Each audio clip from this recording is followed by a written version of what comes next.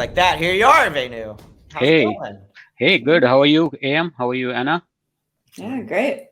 Awesome. Well, sir. Yes. How? Tell us about yourself. Who are you? What are you here to talk to us about? Yeah, sure. I'm Venu Vasudevan. I'm a senior specialist solutions architect from front-end and mobile team, which covers AWS Amplify and AppSync. That's what we are going to talk about today. And again, thank you so much for having me on the show today. And we are going to talk about federated cross-team API development with merged APIs that we just released 2 days back. Um, Now, I don't know if you saw Michael there. Michael's giving you all the love in the world. I was wondering if he was still going to be here. I knew he was going to be really excited when we brought you on. Hey, Michael, thanks for coming on. Yes. Yeah. Yeah, All some right. teammate support. Very cool. Yeah. Love to see that. Now, Anna was mentioning before we brought you on, she kept bringing up this topic of GraphQL, which Mhm. is interesting, right? The name of the product is AppSync. Why are we talking about GraphQL, and what is GraphQL for anybody who hasn't used it before? Awesome. Okay. So let me start with what is GraphQL, right? GraphQL is like a query language for APIs. So traditionally, if you have used REST APIs, as a client, you need to connect to multiple microservices to fetch the data, which means that client has to manage, hey, where to go first, where to go second, and connect and get the data. But in case of GraphQL, client has to worry about only one single endpoint, which means that the GraphQL will take the heavy lift of connecting to multiple APIs, data sources, getting the data back to you. So, which means that development is faster, and you can concentrate on your business logic. Yeah, Anna, you're a front end engineer. Yes. Oftentimes when you're drawing or rendering just one piece of the UI, just like one component, right? It could be multiple calls to different REST APIs. Oh, What yeah. are the Yeah. challenges there? Like, why is that a big deal? No, I mean, you can run into latency. You can, you're awaiting the result of one call while another call is coming in. So race conditions.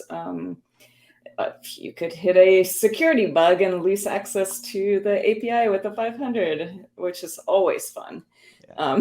So yeah, no, there's a lot of things that can go wrong with REST APIs, and while GraphQL doesn't get rid of all of the problems, it definitely reduces some of the complexity, which makes life on the front end a lot easier for sure, and on the back end too if you're writing these APIs. Yeah, and So, you can still consume REST APIs from GraphQL too, from the Yeah. backend side, right? Which is what I really love about it, because again, your components on the front end, they may need disparate pieces just to display one, little. It's interesting. I think people who aren't, engulfed in the front end world very often don't realize like just that one little box showing all your user profile information that could come mhm. from like 6 different systems, 8 different Yeah. APIs. Who knows, right, Yep. Venu? Right. Authentication, your Oh data yeah. layer. Yeah. Yep. Absolutely. The one main reason people use GraphQL is to solve the problem of overfetching. So in case Yeah. of REST APIs, right? So you get everything from the REST APIs. From the client side, you need to filter out the data. So for example, you have a web client which shows 10 fields. You have a mobile client, just a surface area, we just have to do 2 fields. I mean, still mobile client has to get the 10 fields, filter it out and show it on the UI. But whereas in GraphQL, a mobile client can say, hey, I need only those 2 fields. Hey, fetch me those and then get only what they need, which means that less network bandwidth, more for performance. Yeah, that's even something great to call out the overfetching side, right? Like because Yeah. again, things are depending on your client, very precious in terms of storage, memory, like all Yeah. kinds of that, right? So if you're overfetching data and you're pulling from a REST API that's sending way too much back that you're not even using, it's wasted, right? Yeah. Wasted efficiency there. So Yep. great, Venu. We're talking about merged APIs for AppSync, right? Mhm. What is that? Okay. What have you added? Awesome. Let's talk about AppSync. What is AppSync, right? Sure. So, okay, so we talked about the problems of traditional traditional API architecture, and we are going to use GraphQL. What's the best way to run GraphQL workloads on AWS, right? That's the answer for you. AWS AppSync is the best way to connect your app with events and data, which means that it can connect to multiple data sources, fetch data and with the AWS ecosystem and get back to your client. right? That's AppSync for you. Plus, it also supports subscriptions. Subscriptions is one of the great capabilities of GraphQL. So AppSync supports that out of the box, meaning for developing real-time applications. So for example, you have a sports score application where you want to know your favorite team's sports score then and there, like data as it happens, right? So AppSync enables you to get the data, or clients have them subscribe to data through serverless WebSockets and get the data immediately on the mobile device or UI that you're referring to. So those are some advantages of using AppSync. Again, no servers to manage, it's serverless. So all the greatness of GraphQL plus AWS is with AppSync. I have to take a minute and brag on Michael a little bit, Venu. Yeah. I love Michael so much. He's such a wonderful human being. Absolutely. But he has this really great demo that he does showing the real-time aspect of AppSync, where if you've never seen it, you should go look up Michael Leendo. He's amazing, number one. But he also has put together this thing where you can pick an emoji on the actual page that's rendered in front of you. If you click that emoji over and over and over, just spam click, the emojis start coming up from the bottom of the screen in real time. And so he'll do this when there are like crowds of people there, and, you know, it'll just be a wave of emojis. It's incredible. And AppSync, you know, stands up to the scale, right? Like, it's very cool to see. Yeah, that's a great demo to show how real time works, right? I mean, so people clicking on the data, the emoji, and, you know, you're flying around emojis on your screen. Yeah, that's a great way to show real time capabilities. Awesome. Yeah, that's cool. And on the merged APIs, you asked, so what did we do, right? So to enable cross-team API development, so we released federated merged APIs a couple of days ago. So what it means is, so assume you have like a single monolithic GraphQL API. So what is happening is multiple teams have to work simultaneously on the same API, which means that it's every possibility that, hey, I will step on another team's toe. Which means that, hey, accidental breaking changes could happen. So for example, a team A pushes a change which is affecting team B's API, so clients will get affected. That's why we released merged APIs, where merged APIs gives the capability of developing these source APIs or the subgraphs individually, giving them that isolation and the guardrails, whereas the same kind of client exposure with a single unified endpoint, that is also taken care by merged APIs, where you can merge, combine these APIs into a one single unified APIs where the clients can use.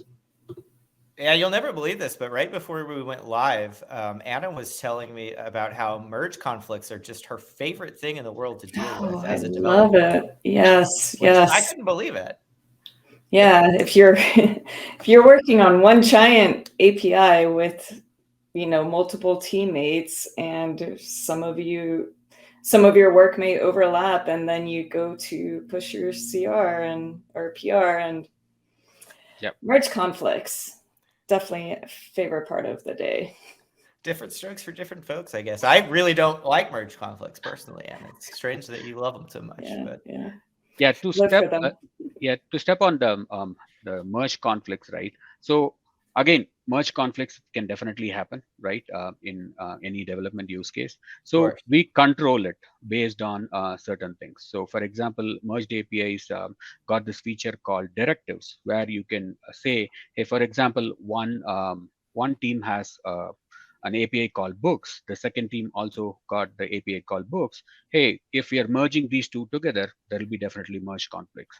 How can we resolve between the teams? So that's why the merged APIs promote team collaboration. First of all, resolve the conflicts between yourself, making sure that the clients does not get affected. Also, we provide something called directives. So directives are like, hey, my book can be renamed to book one or book new or something like that. So that when you merge it, so you got the book as well as book new, so that clients can choose between the book or book new. That's possible. Or you can hide things from source APIs where it is not getting exposed to your merged APIs. So with these directives, you can avoid these merge conflicts as well. Now, Venu, we got a question from chat. I'm assuming the CR, I think I know what this means. It's code review is my guess here. That is a reflection of me being out of the GitHub world for far too long. Yeah, that's an AWS. It's the same as a PR. Yeah, it's the Amazon version of a PR. Yeah, we have a tool called CR that does our code reviews for us internally. But yeah, it's basic. But a code review in general, right, is when you when you're working with your colleagues on your team and you're ready to launch a feature or a branch or whatever, right? And you gather around either digitally or asynchronously or all together in a room and review line by line in great detail. Sometimes very awkwardly, depending on how you feel about that particular commit. Anyway, but yeah, this is code reviews specifically, but other just like organizationally, you may want to break up, giant template. Like I know in the serverless world, if you're working on a CloudFormation template, like a lot of teams will have multiple templates that then get merged at build time, because that minimizes conflicts. It also gives us separation of concerns between different parts of your application. So I imagine it's very similar in the GraphQL world, why you would want to do that. Yep. All right, Venu. So do you think it would be a good time to actually take a look at some of this stuff and see how merged APIs help with developer workflow? Absolutely. Yeah, that would be great. Okay. Thanks for sharing that. You got Okay, it. so this is my screen. As you can see, I'm on AWS AppSync console. So in the interest of time, I've created a couple of source APIs, like called Authors API and Books API. So what we're trying to build here is, hey, combine these two APIs to get a UI application powered by Authors and Books combined API, right? Let's call it Book Authors or Authors Book API, right? So let's quickly look at the schema of Authors API and Book API. So for those of you who don't know, schema is basically where you define the types, fields, operations that are allowed on the APIs in GraphQL language. So yeah, let's look at the schema. So as you can see, author API has a name, a bio, a nationality, and a contact email for the author, right? And it also has the CRUD operations like create, update, and delete author, and also get list authors, which is basically in GraphQL terms, mutation, query, subscription, we see those words there too. These are GraphQL specific terms too. Do you mind just doing a quick explanation? Sure. No, absolutely. That's great. So in RESTwell, these are called CRUD operation, right? Create, read, update, and delete. So if you put create, update, delete, which are updating the data, which is called mutation, and query is basically reading the data. That's the R in CRUD. So you can get the data, right? There is also called subscription. Subscription, you can subscribe for data update. So basically, you can say whenever there is a data update in the backend, give me the latest. So that's the subscription part of it. Appreciate it. Thank you. Yep. So yeah, so this is Authors API. Let's go to Books API. So the Books API schema. So it has again ID, title, publisher ID, genre, and publication year. The thing to note here is I've also added author ID. Author ID is basically a primary key from my author source API, which means that if you have related data between your source APIs, you need to make sure that there is at least some primary keys defined in both APIs so that it's easily joinable, right? You can join those two APIs. So basically, it's designing your schema properly so that the relationship can be maintained and established. So again, let's go create our merged API. So the merged API, so as you can see from the console, you can do a source API, a merged API with this release. So let's select merged API, click next. Let's call it books author API. Again, this is we added as part of merged API, so where we can give the contact details of the team owners, right? So now that we are splitting the implementation between all these APIs, we need to know who's the point of contact, right? Who's the point of contact for source API? Who's the point of contact for merged API? So you can put Anna down there, not me. Yeah. Please don't page me. I'll just give an example here. So again, service role, merged API needs that service role to connect with source APIs to, access the resources. So let's create a new service role. And this is again important, private API configuration. So we released private API last couple of weeks ago. This is basically if you want to secure your API to private so that only your VPC resources can access it, you can always configure that as a private API. So let's go ahead. Okay, so again, from this screen, you can see, hey, I can add APIs from my own account, the same account, or other AWS account as well. So which means that, hey, you can independently develop your source APIs in any account, and you use AWS RAM, which is Resource Access Manager, to share the API resources with your primary merged API account so that it can act on it. So That's let's very cool. Yeah. Yeah, a lot of teams have different accounts for prod versus staging, Exactly. different regions. So that's very cool. Yep. So let's add authors and books API, and I'm adding source API. So added. So let's click next. So again, primary authorization mode. So I'm going with API key, but again, as source APIs, you already all have all these awesome authorization mode that you can use with any GraphQL API. So let's see. Let's create it. Okay, so the books author API is being created. That's great. So yeah, it's already created, successfully created. There's no merge conflict, as you can see. Let's go to books author API, review the schema, how it is. So as you can see here, I have the author, I have the book. So everything is combined. And in my mutation, all the mutations from author as well as books have been combined. So great. So Cool. let's also see the settings, right? So basically, it also says, hey, when my merged APIs have been successfully merged. So what are the APIs?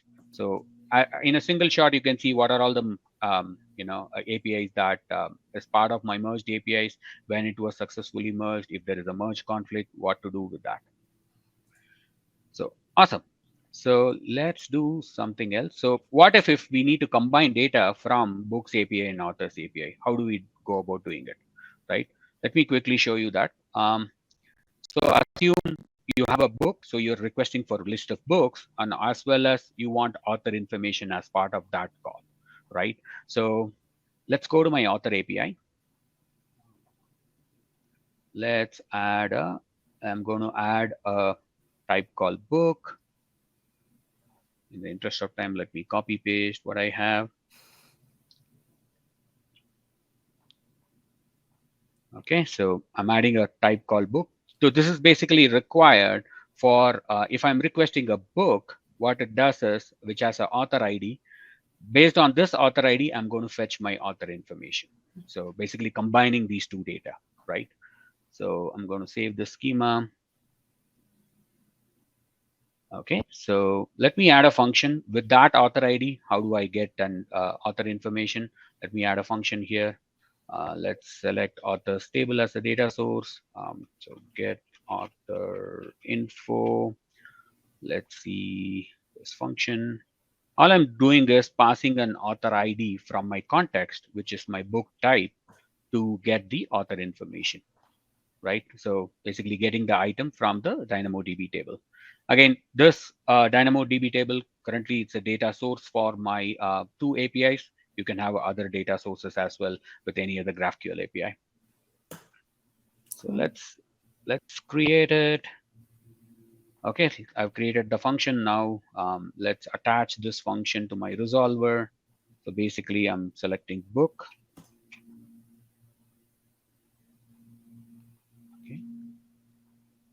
Okay, so attaching to the author. So add function, get author info. So what I'm trying to do here is basically attaching a resolver to resolve that author information from my table based on the context information passed from my book API. So I'm going to create this, save it. So coming back. So now that I've changed my author API, it's time to now merge again, right? So one important thing here to note here is I can do a merge now, which does a manual merge, where if I have changes to my source API, I can merge it. If there is also an auto merge where if if you feel that, hey, any changes should be automatically merged, that can be done as well. I can do a auto merge on. So those are two types of merge types that we introduced as part of this release. Very cool. I don't was going to ask. Yeah, go ahead, Anna. Okay. I was going to ask, like, how would this work with like a CI/CD pipeline where maybe you want that auto merge? Is that so that makes it possible? Yeah, definitely. I mean, as long as you make sure that that parameter is on as part of your CI/CD or CloudFormation or CDK, that should be definitely possible as well. So as and when the source API is deployed as part of your CI/CD pipeline, it automatically deploys your merged APIs as well. So. Awesome. Very cool. Yeah, and I just wanted to point out for anybody who has never used AppSync before, right? We covered kind of a lot of different nomenclature about using the product. There's a lot of features in AppSync, which is really great. But Resolver specifically that we just talked about, or that Venu just talked about, that's how data gets from, wherever it's stored back to your client, like as the response, right? So it's resolving, and there's many different ways you can choose to resolve, right, back to your client. Venu gave us an example of using DynamoDB, which uses a resolver directly to DynamoDB in most cases, which you can, I think, customize with VTL. Is that right, Venu? Yeah, so VTL, we do have support for JavaScript as well. So you can do your thing with JavaScript. Or if you're familiar with other languages, you could use a Lambda resolver to go and get fetch data from anything else. Yeah, absolutely. Totally. Cool. Okay, so this is a merge success. I think I merged it, so it should be good. So let's go to books, the merged API, and see our changes quickly. So the book, so I added author information, so it's there. It's already merged now. So let me quickly show you, and then should be good. So let me create a couple of authors, couple of books, show how it is related and retrieved. Don't take much time, so I'll just be done with here. So I'm creating an author here with Jane Austen. So good choice. Yep. Solid choice. So let me note this down because I need this ID to be there as part of my creating my books as well. A little Pride and Prejudice, maybe some Wuthering Heights.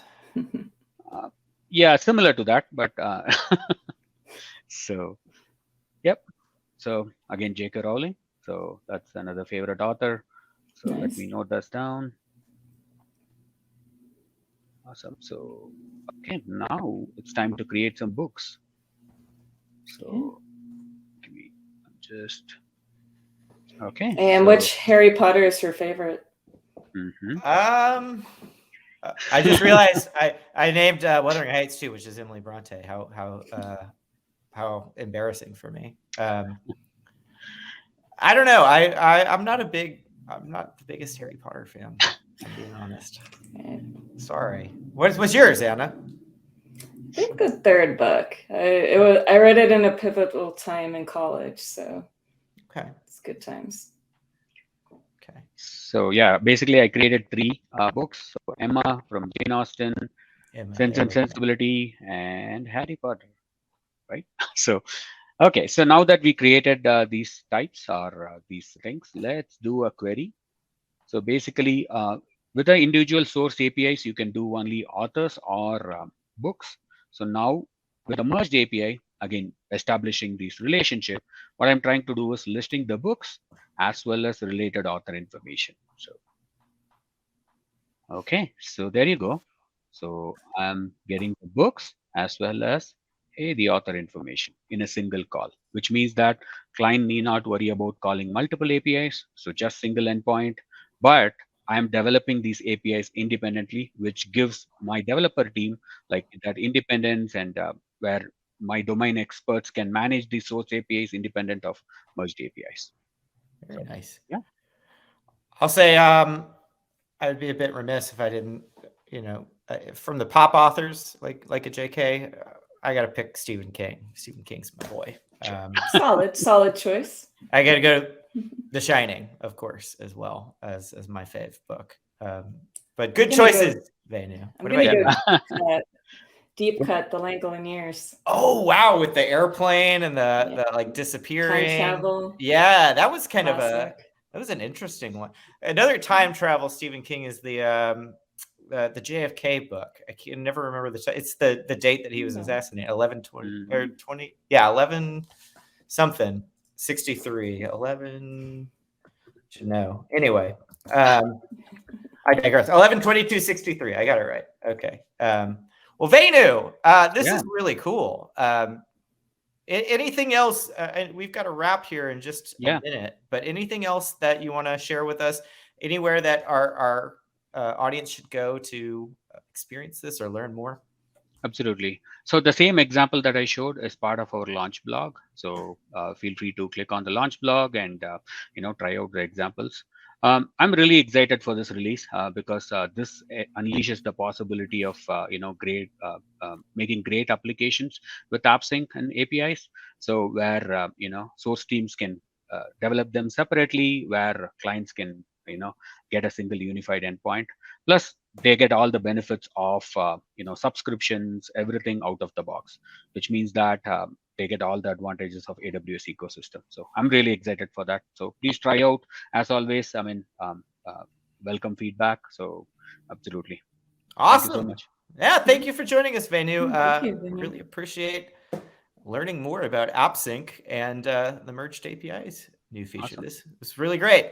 Hope to see you again in the future. Absolutely. Yeah. Take care. Have a good day.